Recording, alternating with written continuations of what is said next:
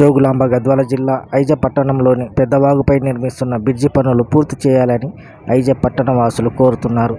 సోమవారం జోగులాంబ గద్వాల జిల్లా కలెక్టర్ కార్యాలయానికి బస్సు ద్వారా చేరుకొని వినతి పత్రాన్ని అందజేశారు. ఈ సందర్భంగా సీనియర్ నాయకులు నాగరదొడ్డి వెంకట్రాములు మాట్లాడుతూ, గత ఏడాది పాత బ్రిడ్జిని కూల్చేసి కొత్త బ్రిడ్జి నిర్మాణం చేపట్టారని తెలిపారు. మిగిలిన 10% పనులు పూర్తి చేయలేక అధికారులు చతికిలబడుతున్నారని ఆరోపించారు. వెంటనే బ్రిడ్జి పనులు పూర్తి చేసి వాహనదారులకు ఇబ్బందులు లేకుండా చూడాలని కోరారు.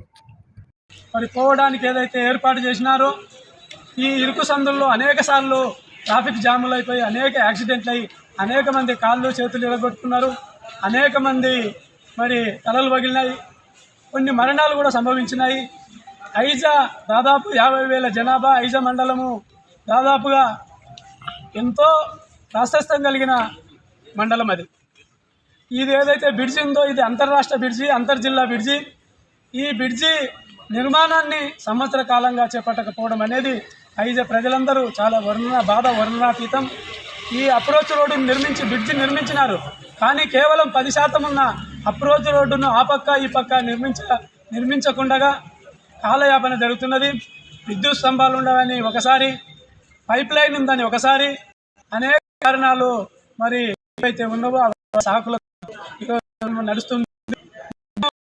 అఖిలపక్ష కమిటీ తరఫున ఐజలో ఉన్న అన్ని పార్టీలు, సంఘాలు, అన్ని చైర్మన్, మరి ప్రతిపక్ష నాయకులు, పాలకపక్ష నాయకులు, మరి అందరూ కూడా ఈరోజు గద్వాలకు వచ్చి మరి కలెక్టర్ గారికి ఈరోజు వినతి సమర్పిస్తున్నాం.